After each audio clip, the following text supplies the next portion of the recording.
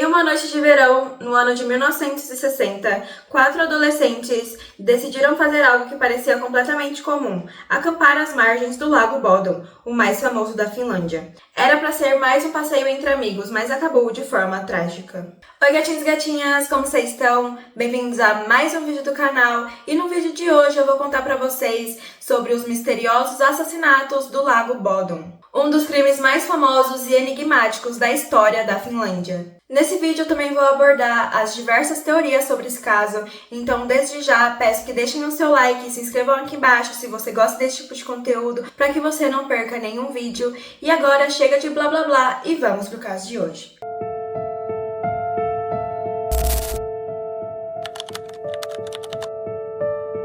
No dia 4 de junho de 1960, 4 adolescentes foram acampar no Lago Bodom, sendo eles Seppo Boisman, Nils Gustafsson, ambos de 18 anos, e suas namoradas de 15 anos, Anja Maki e Maila Björklund, respectivamente. Eles foram de moto com as meninas na garupa e o Nils já tinha ido pescar algumas vezes naquele lago, então eles sugeriram um lugar mais isolado para que eles pudessem ficar mais à vontade. O Lago Bodom tem cerca de 3 km de comprimento e 1 km de largura, além de profundidade máxima de 13 metros. Eles escolheram o destino porque era um local muito famoso para o verão e eles estavam procurando uma viagem romântica para passar um final de semana. Com a vista para o lago, a proposta cumpria exatamente o que eles procuravam. Ao chegar por volta das 4 horas da tarde, o grupo montou apenas uma barraca de lona para todos dividirem, perto do local onde estacionaram as motos. Eles aproveitaram o dia para nadar no lago, conversar, também comer alguns lanches que eles levaram, e inclusive os meninos chegaram a consumir um pouco de bebida alcoólica, mas eles não ficaram embriagados. No final da tarde, eles compraram refrigerantes e doces em um quiosque que ficava próximo à estadia. Por volta das 2 horas da manhã, uma testemunha afirmou que viu 2 meninos pescando no lago, aparentemente Nils e Seppo, mas nada foi confirmado. 2 dias depois, no dia 6, 2 garotos caminhavam e conversavam tranquilamente às margens do lago quando eles avistaram a barraca. Mesmo de longe, eles conseguiram ver que a barraca estava rasgada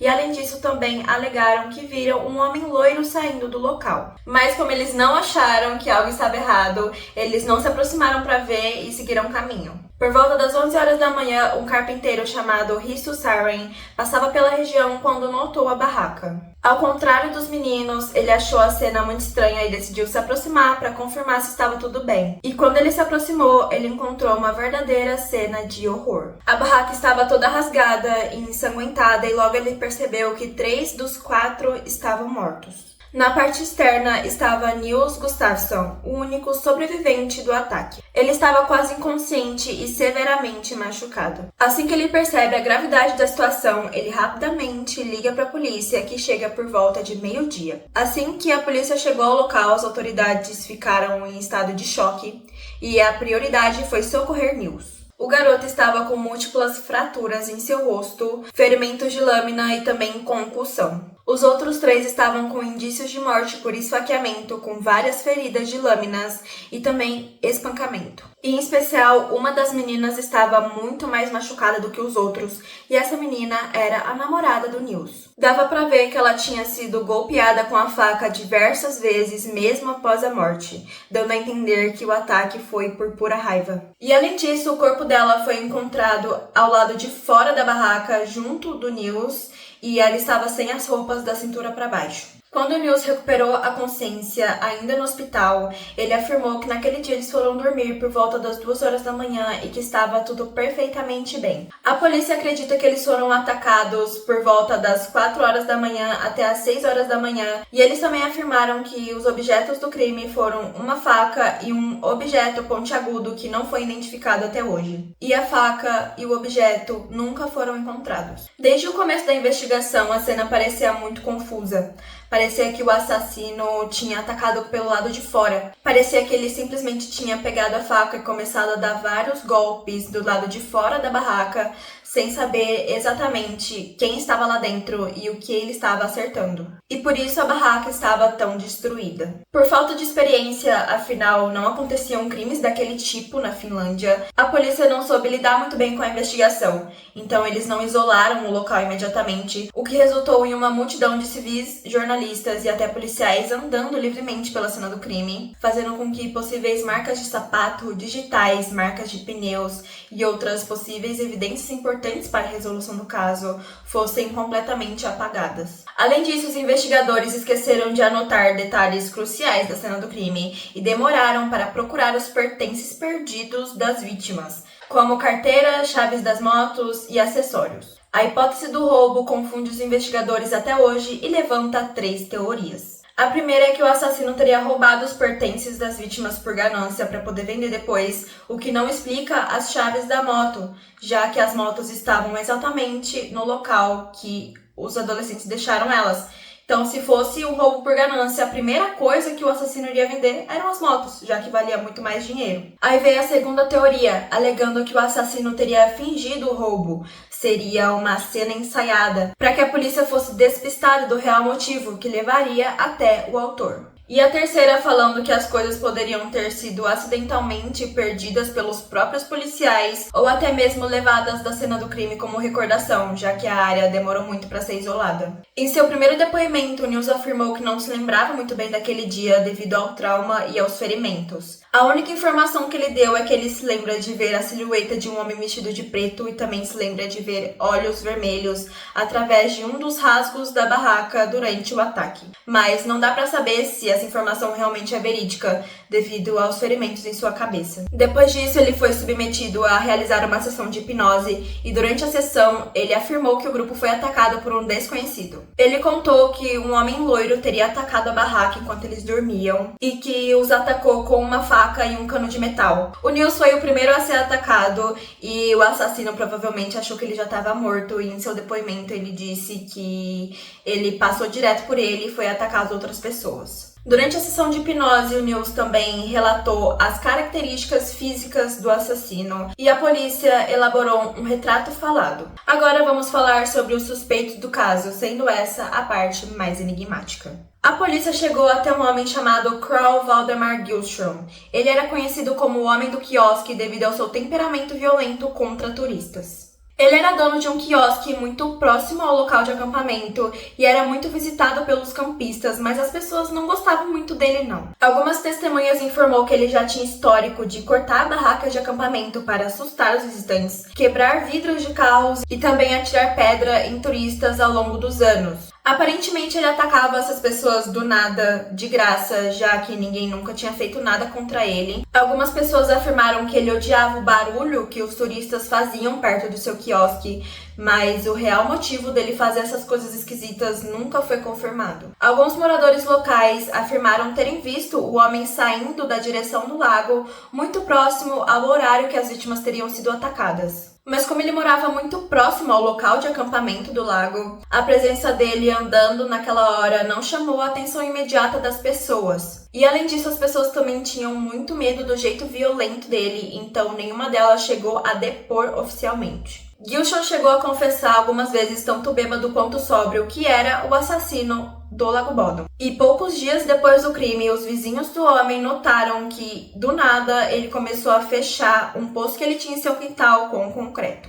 Até hoje, muitas pessoas acreditam que ele usou o poço para esconder as armas do crime e também os pertences das vítimas. A polícia chegou a ir até a casa do homem, examinou o quintal meio por cima e ao invés de abrir o poço para ver com seus próprios olhos o que estava lá dentro, ele simplesmente questionou o homem. Ele alegou que poços abertos antigos era muito perigoso, com grande risco de acidentes, e já que não estavam usando o poço, escolheu fechá-lo permanentemente para evitar que alguém caísse lá dentro. E também disse que as paredes de terra estavam cedendo, deixando assim a água imprópria, se tornando um buraco desnecessário, esteticamente feio e perigoso em seu quintal, e por isso ele escolheu fechar com concreto. A polícia então acreditou nele e descartou a possibilidade de ocultação de provas. Naquele mesmo dia, a sua mulher afirmou que ele passou a noite inteira deitado ao lado dela na cama, então a polícia o tirou dos suspeitos. Além de tudo isso, a polícia considerou que ele era psicologicamente perturbado e suas confissões anteriores foram descartadas por delírios de um homem instável e possivelmente esquizofrênico. O caso envolvendo Carl deu uma reviravolta sombria anos depois. 9 anos depois do crime, ele acabou morrendo por afogamento e momentos antes ele havia confessado o crime mais uma vez para um amigo, o que levantou suspeitas de suicídio. Então a polícia o descartou oficialmente do caso, porque afinal não dava para investigar e acusar um homem morto. Muitos anos depois, a mulher de Gilstrom confessou à polícia que o marido teria ameaçado ela de morte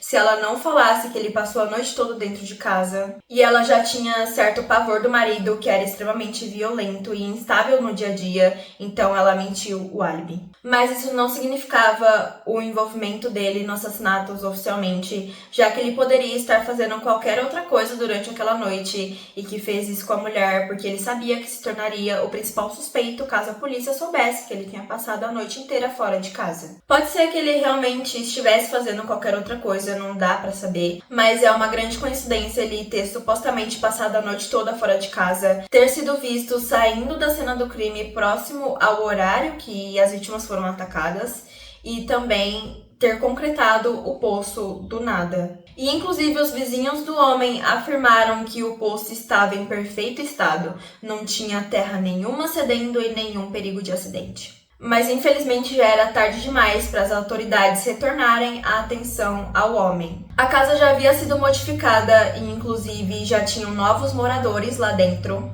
Além de novamente não confirmar o seu envolvimento no crime, então a polícia oficialmente descartou ele e deixou pra lá. Voltando ao dia do crime, um homem chamado Hans Assmann deu entrada em um hospital gritando de dor, dizendo estar sofrendo fortes dores no estômago, e logo os médicos notaram uma coisa suspeita: suas roupas estavam cobertas de manchas vermelhas. Ele gritava de dor, mas os exames não condiziam com uma apendicite ou uma crise gástrica real. E uma médica disse que assim que ele se deu conta de que seria rapidamente dispensado do hospital, ele fingiu um desmaio no corredor, o que acarretou em sua internação. Algumas testemunhas afirmaram que ele tentava esconder as pontas dos dedos, que estavam com manchas marrons que pareciam terra, e também tentava a todo custo esconder as manchas vermelhas. Outra coisa suspeita é que assim que ele foi colocado em um leito particular para internação, a dor milagrosamente sumiu e ele passou a ser muito frio e agressivo com todos os funcionários que perguntassem sobre as manchas. Ao saber do terrível ataque no Lago Bodom, o hospital informa a polícia de que teria um cara estranho e suspeito internado e que esse cara morava perto do lago. É importante lembrar também que nessa época ainda não tinha saído o retrato falado. Durante o interrogatório, Assmann alternava entre um comportamento hostil e momentos em que ele apresentava leves confusões mentais. Ao ser questionado pelos funcionários do hospital sobre a terra e as manchas em suas roupas, o homem disse que eram manchas de seus próprios ferimentos, mas um detalhe é que ele não apresentava nenhum ferimento. Já para a polícia, ele mudou sua fala e disse que as manchas em suas roupas eram, na verdade, tinta, porque ele trabalhava com serviços manuais, especialmente em pintura predial, o que realmente era verdade, e que as manchas nas roupas eram, na verdade, manchas de tinta. Sua namorada informou que o homem passou a noite toda na casa dela e outros moradores do local também contaram a mesma versão.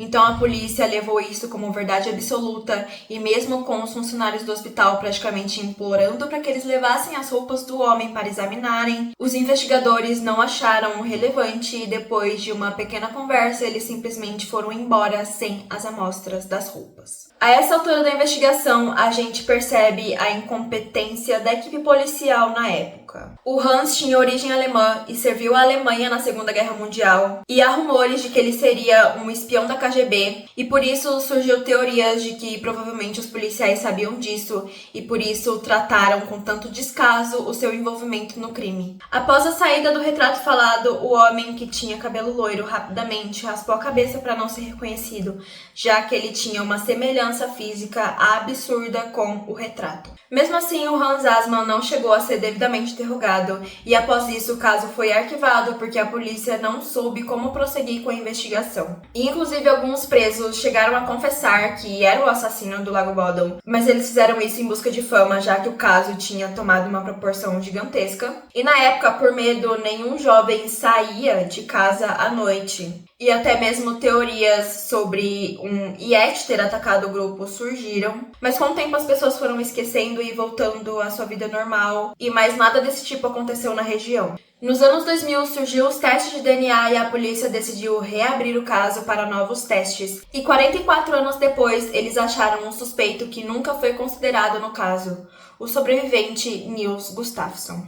A polícia realizou os testes nos sapatos de Nils que tinham sido encontrados escondidos, e a análise revelou que os sapatos apresentavam sangue dos 3 falecidos, mas curiosamente não apresentava nenhuma mancha de sangue de Nils. No início, a promotoria argumentou que o assassino teria roubado os tênis de Nils para tentar despistar a polícia, mas depois dos resultados do teste foi considerado que Nils era o próprio assassino e que ele teria simulado seus próprios ferimentos e depois escondido seus sapatos. Além disso, também foi feita uma nova análise na barraca usando uma nova tecnologia de análise de padrões de manchas de sangue. Os agentes determinaram que todos os golpes foram dados de fora para dentro, com a barraca derrubada sobre as vítimas. E não foi encontrado nenhuma evidência de sangue do sobrevivente dentro da barraca, o que prova que ele não estava lá dentro quando foi atacado, segundo seu primeiro depoimento, o que fortaleceu que o Nils era o assassino externo. Uma área específica da barraca estava sem nenhuma mancha de sangue, então a polícia alegou que aquele teria sido a área que ele se apoiou para poder atacar os outros. A perícia concluiu que os golpes foram perfeitamente precisos por cima da barraca e provavelmente direcionados às partes vitais das vítimas, como cabeça ou pescoço. Para a polícia, isso confirmava a tese de que o assassino sabia exatamente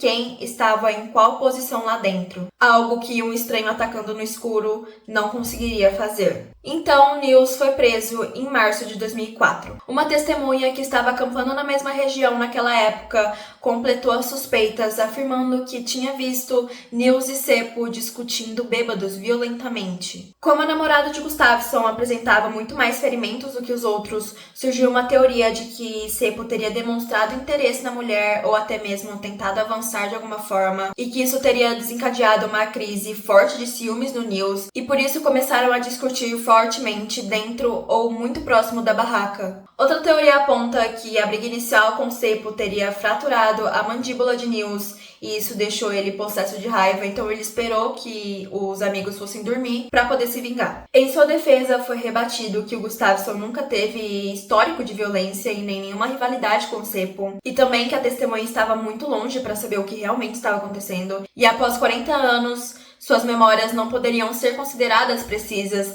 para uma acusação tão séria como essa. Além disso, argumentou também que se Nils fosse realmente o assassino, ele teria se sujado inteiramente de sangue das vítimas, o que não aconteceu. E que as feridas dele eram internas, na boca e na mandíbula, o que explicava a ausência de sangue dele na barraca, ao contrário das outras vítimas, que sofreram ferimentos externos. E completando a defesa, os médicos legistas afirmaram que o Nils estava machucado demais para ter se autogolpeado. O julgamento foi encerrado no final de 2005 e resultou na absolvição de Nils por incapacidade física de cometer o ato, falta de provas e também falta de motivação. Como até hoje o caso não foi solucionado, pode ser que Nils realmente fosse o assassino, mas caso ele não seja, dá para imaginar a agonia de responder por esse crime e até hoje se considerar suspeito de ter matado seus próprios amigos. Em 2006, o governo pagou uma indenização de 44.900 euros para ele, e ele leva sua vida de forma reclusa e discreta, hoje com 84 anos. E os assassinatos do Lago Bodom provavelmente nunca vão ser solucionados,